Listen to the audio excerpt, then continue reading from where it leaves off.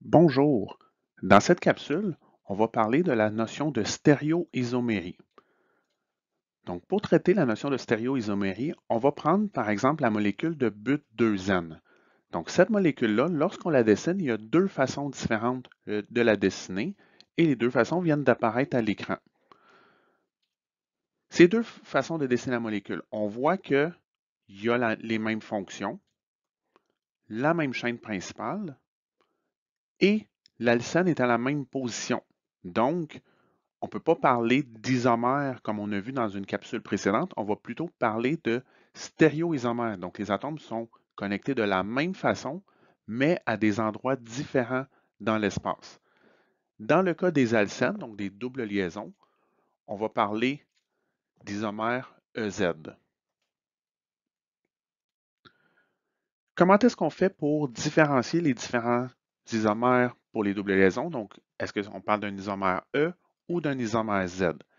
La façon de procéder, on prend une molécule, on va commencer par la molécule de gauche et on trace un trait qui est parallèle à la double liaison.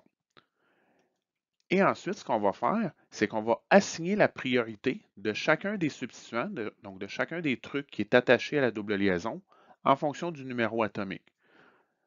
Donc, le premier carbone qui compose notre double liaison, on regarde. C'est quoi les substituants? C'est quoi qui est attaché directement à ce carbone-là? Donc, on a un carbone d'un côté, un hydrogène de l'autre.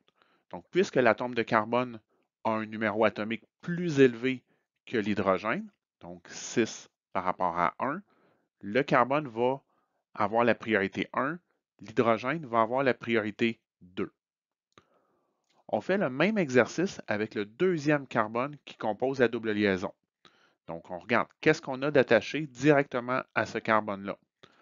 On a un atome de carbone, un hydrogène. Donc, encore une fois, le carbone a un numéro atomique plus élevé que l'hydrogène. Il va donc avoir la priorité 1. Ensuite, on regarde nos priorités 1. Est-ce qu'ils sont du même côté de notre ligne pointillée ou ils sont de part et d'autre? Lorsqu'ils sont de part et d'autre, comme c'est le cas dans l'exemple que vous voyez à l'écran, on dit que notre double liaison a une configuration E. Donc la molécule, telle qu'elle est dessinée, ça serait du 2E but 2N. Le 2E, donc le E va indiquer la géométrie de la double liaison et le 2 indique la position de la double liaison dans notre molécule. Si on fait le même exercice avec la molécule de droite, donc on trace notre trait pointillé pour séparer notre double liaison, on regarde d'abord le premier atome de carbone qui compose cette double liaison.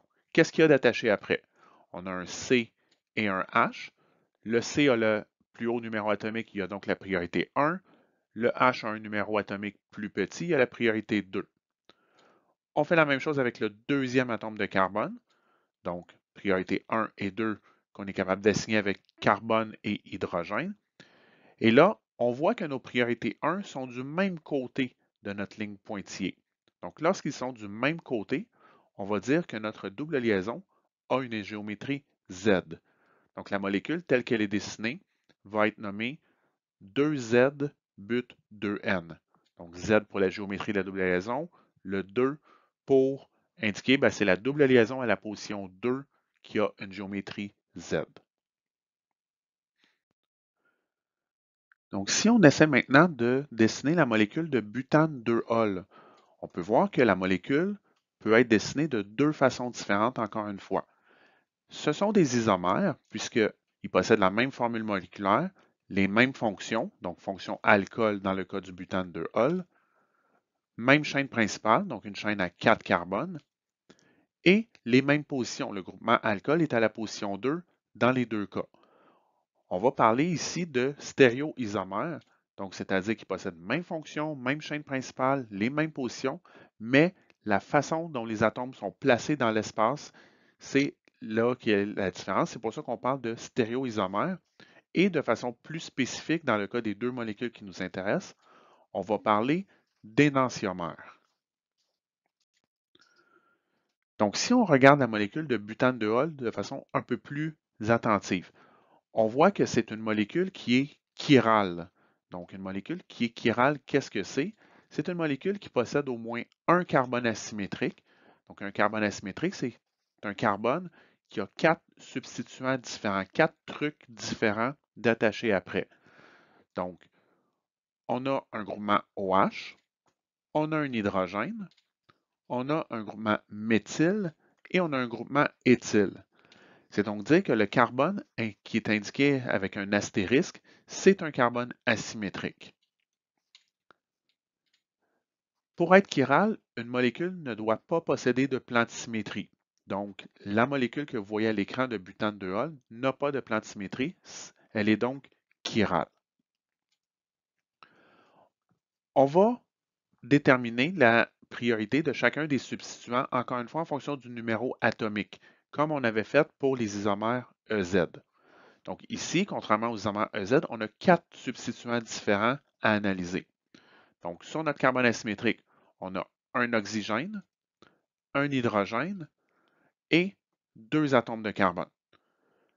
On est capable déjà d'assigner les priorités 1 et 4, puisque l'oxygène est l'atome qui possède le numéro atomique le plus élevé, et l'hydrogène est l'atome qui possède le numéro atomique le plus petit. Donc, il va avoir notre priorité 4. Qu'est-ce qu'on fait maintenant pour les atomes de carbone, puisque c'est égal? On a une égalité. On ne peut pas assigner nos priorités 2 et 3. À ce moment-là, on va regarder sur les atomes qui causent l'égalité, qu'est-ce qu'on a d'attaché? On va donc un peu plus loin. Alors, sur le premier carbone, qu'est-ce qu'on a? On a 3 atomes d'hydrogène qui sont attachés. Sur l'autre carbone, on a un C et 2 H qui sont attachés à cet atome-là. Donc, le C a un numéro atomique plus élevé qu'un des 3 hydrogènes de l'autre atome.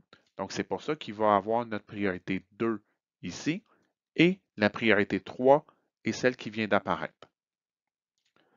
Ensuite, une fois qu'on a donné nos priorités 1, 2, 3 et 4, on doit absolument s'assurer que la priorité 4, elle est en arrière, elle est à l'arrière-plan, ce qui est le cas dans notre dessin de butane 2-ol.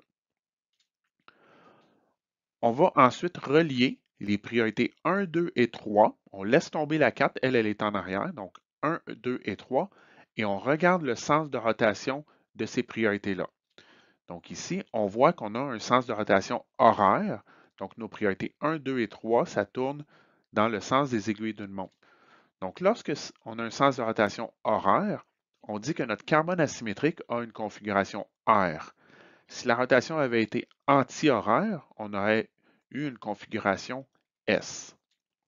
Donc, notre molécule, telle qu'elle est dessinée, c'est du 2R butane 2-ol. Le R indique la configuration du carbone asymétrique et le 2 indique, c'est le carbone asymétrique à la position 2 qui a une configuration R. Si on fait maintenant l'exercice avec l'autre stéréoisomère du butane 2-ol, donc on a nos priorités 1, 2, 3 et 4 qui ont été déterminées précédemment. Sauf que là, ici, on se rend compte que notre priorité 4 n'est pas en arrière, elle est en avant. Donc, ce qu'il faut faire, il faut tourner la molécule. Il faut la regarder dans l'autre sens, faire une rotation de 180 degrés, de façon à placer notre priorité 4 en arrière.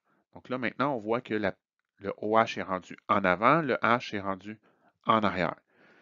Et lorsqu'on regarde le sens de rotation de nos priorités 1, 2 et 3, on voit qu'on a une rotation anti-horaire et donc on obtient du 2S butane 2-ol. Lorsqu'on compare les deux stéréoisomères du butane 2-ol, on va dire que ce sont des énantiomères un par rapport à l'autre. Qu'est-ce qu'on fait quand une molécule possède plusieurs carbones asymétriques? Donc, il y a plusieurs possibilités différentes. Donc, le 2,3-dichloropentane que vous voyez à l'écran, il y a 4 façons différentes, 4 stéréoisomères possibles qui sont dessinés. Donc, on voit que la molécule de gauche possède 2 carbones asymétriques et les deux sont de configuration R. La molécule en haut à droite possède aussi 2 carbones asymétriques et les deux ont la configuration S. On va donc dire que ces deux molécules-là, entre eux, sont des énantiomères. Donc, qu'est-ce que c'est des énantiomères? Ben, c'est lorsque tous les carbones asymétriques changent de configuration. On voit que tous les carbones étaient initialement R, maintenant, ils sont S. Même chose pour les deux molécules du bas. On voit que les carbones asymétriques ont les configurations R et S pour la molécule de gauche et S et R pour la molécule de droite. Donc, encore une fois, ce sont des énantiomères puisque tous les carbones asymétriques ont changé de configuration. Lorsqu'on veut comparer les molécules du haut avec celles du bas, ou même les molécules en diagonale, on va dire que ce sont des diastéréoisomères. Donc, un diastéréoisomère, qu'est-ce que c'est? C'est lorsqu'on a au moins un carbone asymétrique qui change de configuration et un carbone asymétrique qui reste inchangé. Donc, si on regarde les deux molécules de gauche à titre d'exemple, on a un carbone qui était R initialement, qui reste R dans la deuxième molécule, et un deuxième carbone qui est R initialement et qui change à la configuration S dans la deuxième molécule. Donc, on a un carbone qui reste identique et un qui change. Ce sont des diastéréoisomères.